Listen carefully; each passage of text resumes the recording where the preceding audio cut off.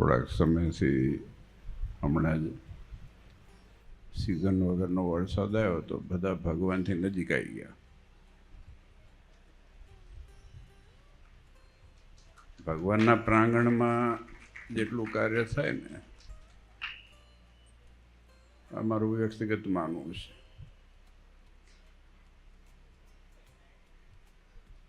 આયોજન ઘણા બધા થતા હોય છે, પણ ભગવાનના સાનિધ્યમાં જે આયોજન થાય એની પવિત્રતા, એનો માહોલ, એના વાઇબ્રેશન ને એનો આનંદ કંઈક જુદો હોય છે. અને ભીડ તો થાય, ભીડ તો મજા આવે. સત્સંગના ભીડામાં રહેવાનું મહારાજે કીધું છે, તાળી પાડવાનું નહીં, ભીડામાં રહેવાનું.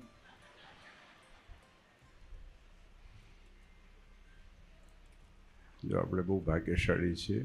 આજે આ વિસ્તારોની અંદર સત્સંગ, જ્યાં જગતની અંદર ભીડ ભેગી કરવી પડે છે, જ્યાં દુનિયાની અંદર કેટલી બધી મહેનત કરવી પડે છે, આપણે સરળતાથી ભગવાનનું નાનું મોટું ગમે તે કાર્ય હોય, હરિભક્તોની ભાવના, લાગણી, પ્રેમ,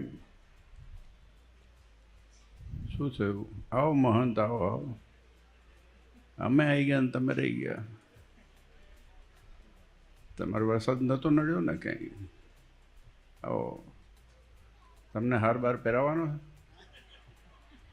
લો, આ ખોટા કાજુનો હાર છે, લો. મન સાચા છે એટલે વાંધો નથી. મને આપ્યો તો શું કરવું, એ મૂકી રાખ્યો. મેં કોકને ખોટા કાજુનો હાર પહેરાવો સારો નહીં. કોક બેચારા ભૂખ્યો થયો હોય અને એમ થાય કે અંદરથી કાઢીને પૂર્ણાહુતિ કરીએ, પણ પછી દાંત તૂટી જાય તો લોચો પડે. અને શાકોત્સવ તો છે જ એટલે વાંધો નથી. પણ જો આજે સરસ પૂનમનો દિવસ છે, દેવ દિવાળીનો દિવસ છે, અને આમ તો 30 તારીખે લાજીમાં ગયા પછી મને આ ખબર જ નથી કે આવવાનું હતું. પછી ભક્તિ સ્વામીનો ફોન આવ્યો, હું પાછો કામમાં હતો અને પાછો જઈને કંઈક બીજું વિશે. એટલે તમે કંઈ નહીં, આપણા બાવળાનો સત્સંગ છે, ભગવાન છે, અને સત્સંગથી વિશેષ દુનિયામાં કંઈ છે નહીં. અને સત્સંગ જાળવવો એ અમારી નૈતિક ફરજ છે.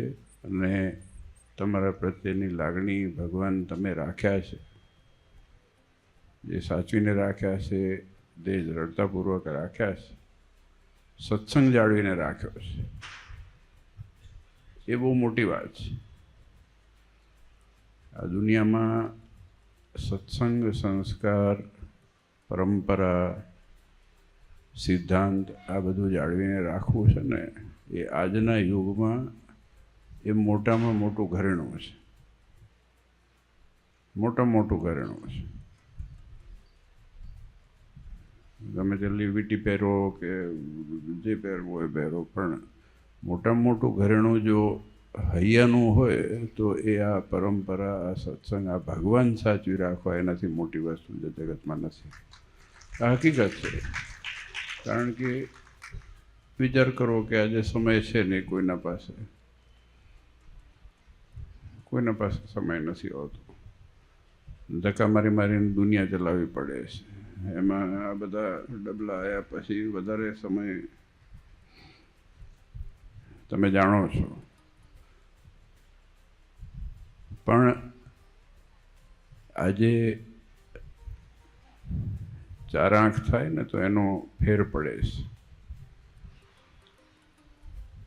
આજે મેં જોયું, ઘણા છોકરાઓ મોટા થઈ ગયા, ઘણા વખતે આવવાનું થયું. મને ભક્તિ સ્વામી કીધું કે ઘણો ટાઈમ થઈ ગયો. તો મેં કીધું મારો તો વાંક છે જ નહીં ને, તમે બોલાવો તો આવું. 10 વર્ષ થઈ ગયા, 10 વર્ષ નથી થઈ ગયા. હવે 10 વર્ષ તો 10 વર્ષ ત્યાં જ થાય. તો એમાં પછી જવાબદારી તમારી જ કહેવાય, મારી નહીં. મને બોલાવતો આવી ગયો, જો મને બપોર ફોન કર્યો તો તને આવી ગયો. આ સત્સંગ માટે થાય. જો આમાં આ તો જસ્ટ જોક છે, પણ એન્ડ ઓફ ધ ડે ગમે જેટલા વરસ થાય પણ એ વરસમાં ક્યાંય આપણા વચ્ચે એક ડિસ્ટન્સ નથી થતું, કારણ કે એમાં જે જોડનાર છે ને એ ભગવાન છે. આજે કેટલા બધા ઉત્સવ સમયા આપણી ટૂંક સમયની અંદર આવી રહેલા છે.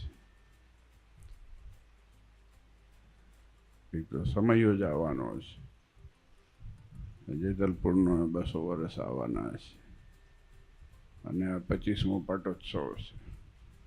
અને માધવજીને નીચે પધરાયા, કેમ કે ઢીજણ બધાને ઘસાઈ ગયા છે.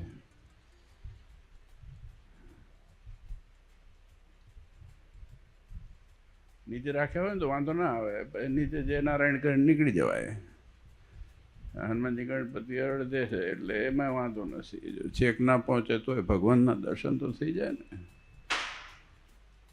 સરવાળે તો ભગવાનને નીચે જ આવવાના છે, કેમ કે બધા કેટલા બધા પગથિયા ચડવા, કેટલા પગથિયા છે અહીંયા?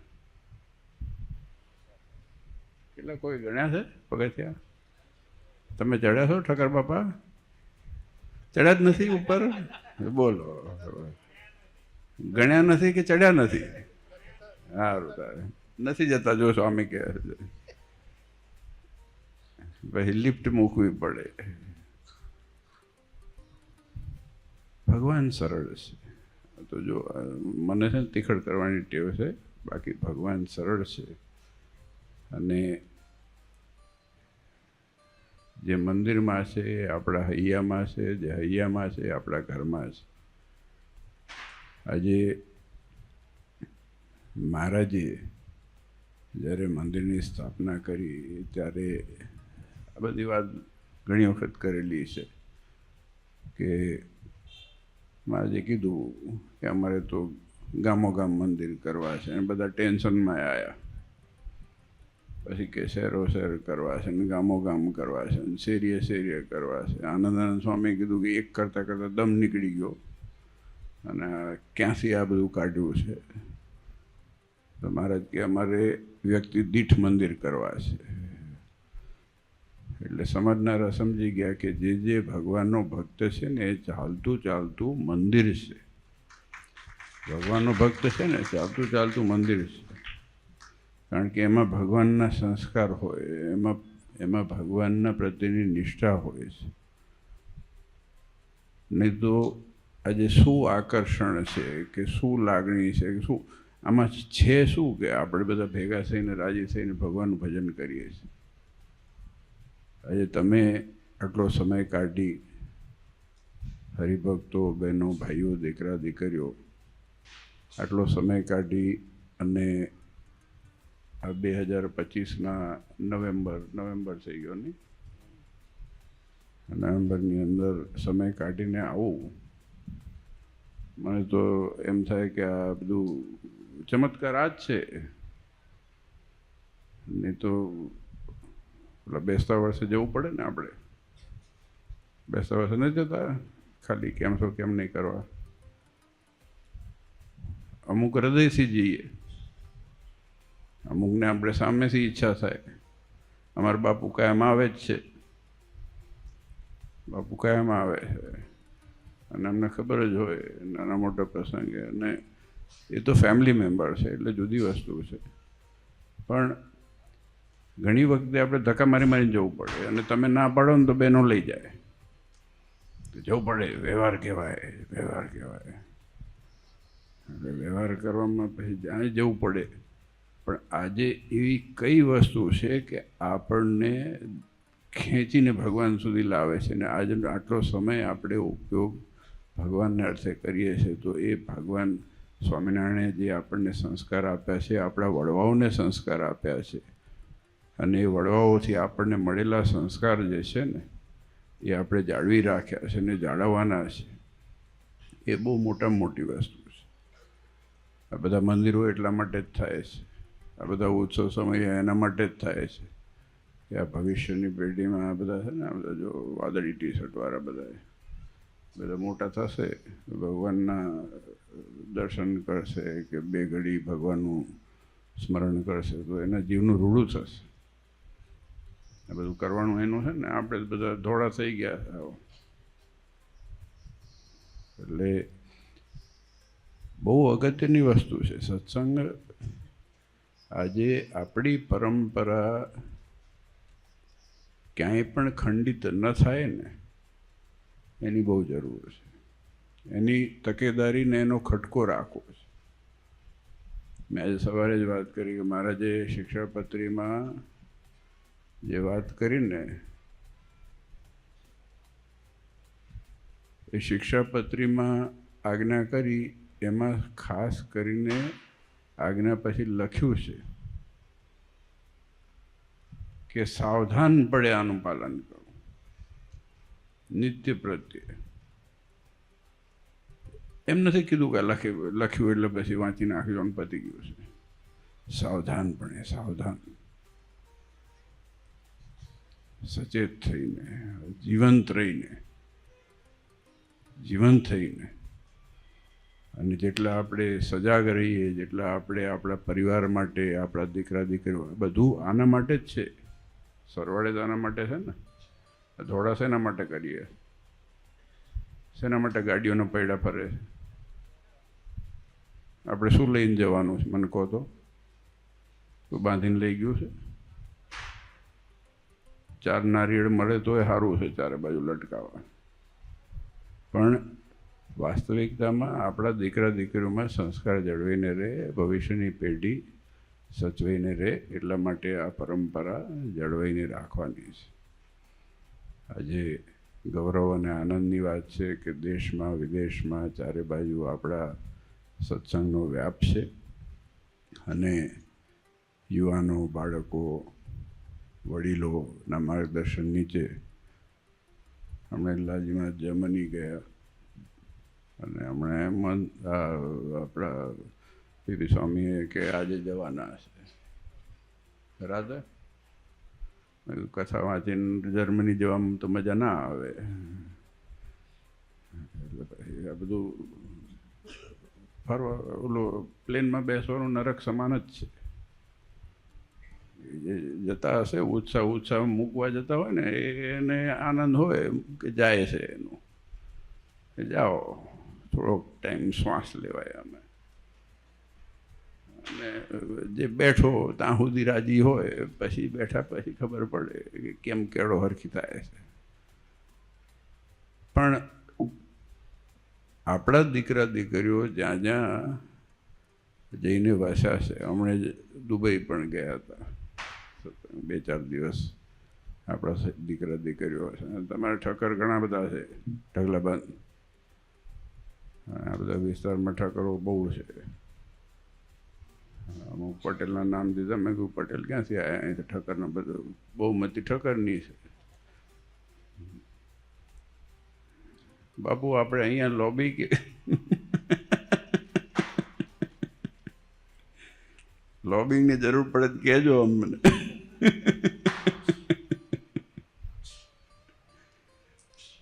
બાપુ સક્ષમ છે, મજબૂત છે અને ખૂબ પોતે હેત અને લાગણી રાખે છે. સત્સંગના દીકરા છે.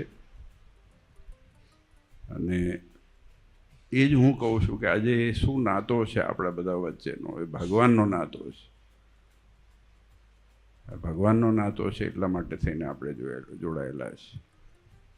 એ સરસ પ્રસંગ આપણા હજુ 25 વર્ષનો છે, હમણાં પાછો આવશે, પાછો આવશે અને આવતા જ રહેશે. તો અને જો શાકોત્સવ છે સાંજે, સવારે કર્યો હતો.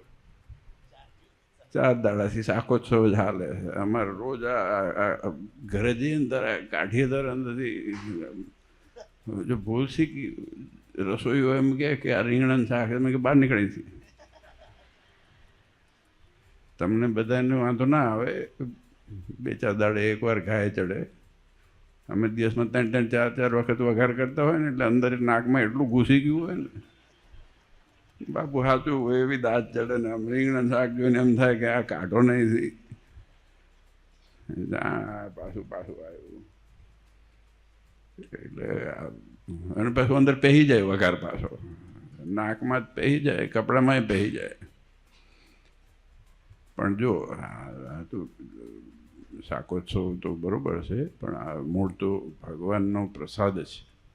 અને હું કાયમ કહું છું કે જો તમારા અને મારામાં પાત્રતા શું છે કે આપણે આવા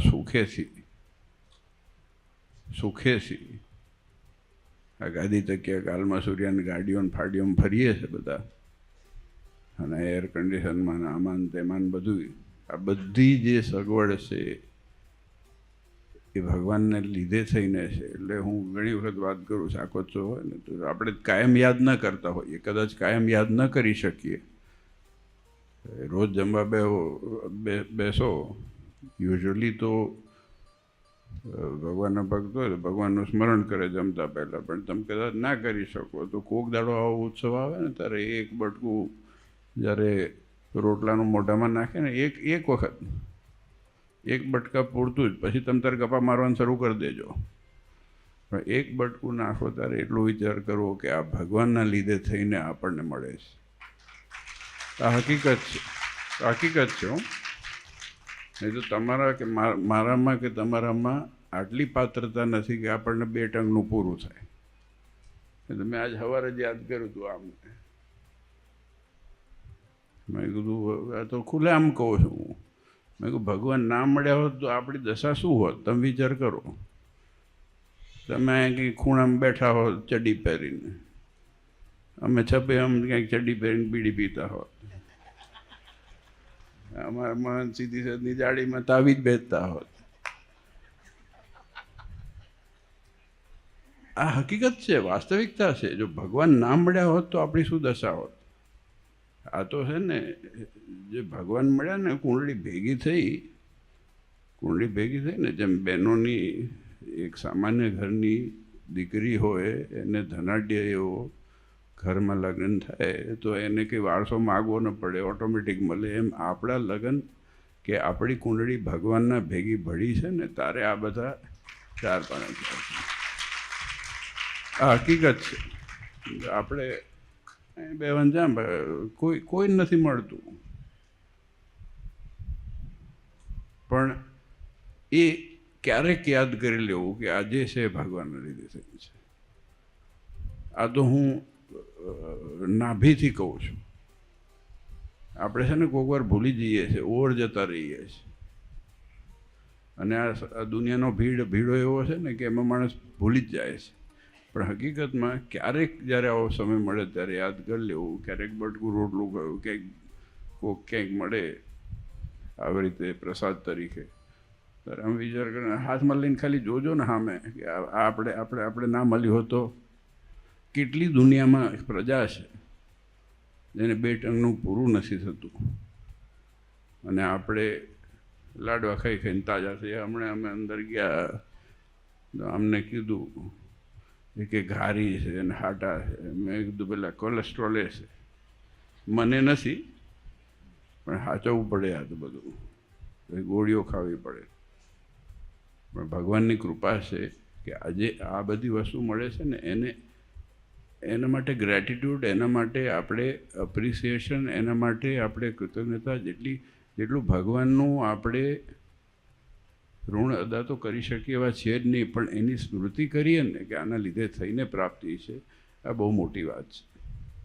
અને આ હકીકત છે. એ કરોડ વાત ભૂલી જાઓ ને આટલું વસ્તુ યાદ રાખવી તો આજે બહુ સરસ. જો આજે તો મારું ટાઈમ બધું હતું નહીં સેટિંગ, પણ તમે બધા કીધું તો આવી ગયો. અને મહાદેવજી બોલાયા અમને કે મારું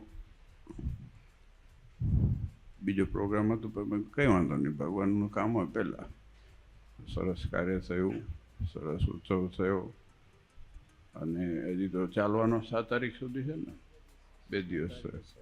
7 તારીખે સવારે સમાપ્તિ છે અને 7 તારીખે હું ક્યાંક બીજે છું, કાલે ક્યાંક બીજે સુરેન્દ્રનગર કાંપ.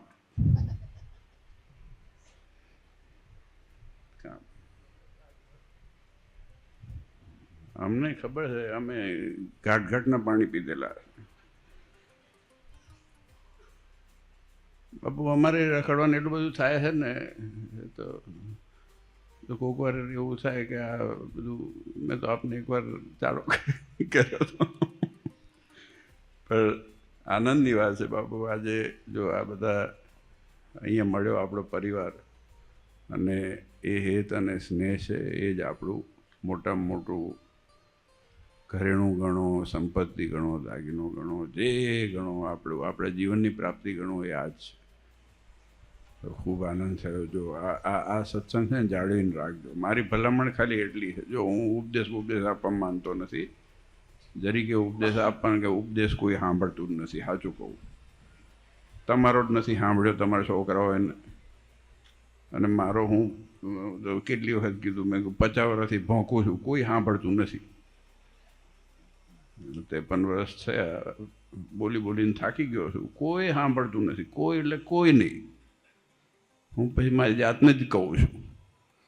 પણ હકીકતની અંદર મારી ભલામણ એટલી છે કે આ ભગવાન છે, મોહનથાળે બનાવ્યા છે, મેસુબે બનાવ્યા છે, રોટલાએ બનાવ્યા છે, વઘારે કર્યા છે ને. અમારે ઓસ્ટ્રેલિયા એકવાર ગયા હતા તે કે મેં કીધું તમે રોટલી બનાવતા હોય હું દાળ વઘાર દઉં છું. મને કે તમે ત્યાં દાળ વઘાર. અમને તો શું માને છે શું એ જ નથી ખબર.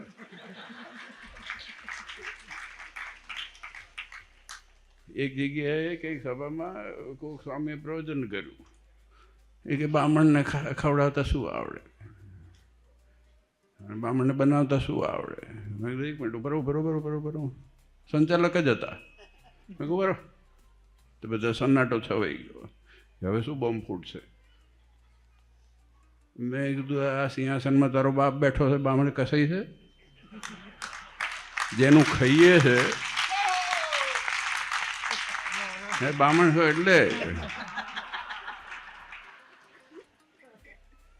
પણ બાપુ પોતાની જ્ઞાતિનું કંઈક તો હોય ને આપણને, અને જાતિ ગુણ હોય એ તો રહેવાના જ છે. એટલે પછી મેં કીધું જો આવું છે. એટલે પછી આમને મને કે વઘાર કરશો. મેં કીધું વાંધો ને, તમે તાર કરવા દો ને. મેં કીધું તીખું થશે ને, આવું થશે ને, તેવું થશે ને, કેટલું કીધું. પછી બનાવ્યું. પછી આટલી મોટી તપેલી હતી, ખાલી થપ થઈ ગઈ. એ 4 જણમાં થઈ ગયા હતા. નહીં એ મજા છે, આનંદ છે. જમો જમાડો, ભગવાનનો પ્રસાદ મળે છે આ દુનિયાની અંદર, પ્રસાદ રૂપે ખાઓ. ખૂબ આનંદ થયો. જાન સ્વામી મહારાજ.